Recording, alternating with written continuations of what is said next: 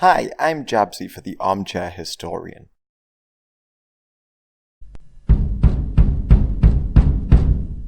During the Fourth Crusade, the Crusaders sacked Constantinople and dissolved the Byzantine Empire. The Latin-founded states like the Latin Empire, the Kingdom of Thessalonica, Achaea and Athens, the Venetians took a selection of islands, while the Greeks were left ruling Nicaea and Epirus.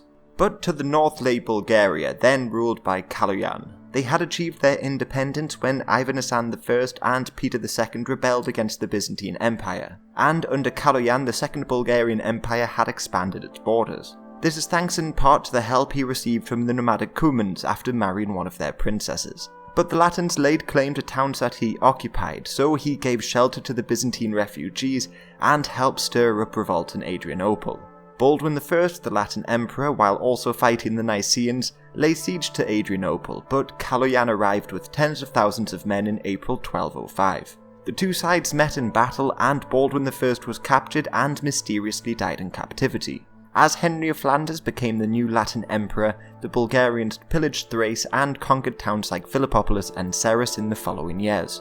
But he failed to capture Adrianople, and he continued to massacre the inhabitants of captured cities, turning the local Greeks against the Bulgarians. Meanwhile, the Latins sent troops to aid Trebizond in their war against Theodore I of Nicaea. So Kaloyan signed an alliance with Nicaea, again trying to take Adrianople. But this allowed Boniface of Thessalonica to retake Serres, and many Cuman forces in the Bulgarian army began to abandon the cause and return home. Boniface, however, was ambushed by the Bulgarians and killed, leaving his young son Demetrius in control. But Lombard noblemen began to vie for power within the city.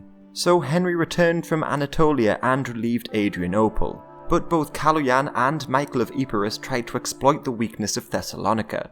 Kaloyan even laid siege to the city of Thessalonica, but he was betrayed and killed by a Cuman commander in October 1207. Plus, Henry was able to subdue the Lombard nobility, putting the kingdom largely under his control. Meanwhile, Kaloyan was succeeded by Boril, his nephew, but many began to move against him. Like Ivan Hasan II, the son of the leader of the rebellion, Ivan Hasan I, and he fled into exile to build up an army of mercenaries. And Boril's brother Strez fled to Serbia and with their backing invaded Macedonia. Plus another relative named Alexius Slav married the daughter of Emperor Henry, and together they beat Boril at Philippopolis in 1208, driving the Bulgarians north. But Boril managed to bring Strez over to his side by promising him autonomy and formed alliances with the Greek rulers of Nicaea and Epirus. However, these alliances were far from secure, as Michael of Epirus, who was attacking the Kingdom of Thessalonica, switched sides after Strez was defeated by the Latins in 1210, and Boril had to ask for assistance from Andrew II of Hungary to help quell a rebellion in 1211. So by now, aware that he could not retake towns in Thrace, Boril made peace with the Latin Empire, and married off his stepdaughter to Emperor Henry.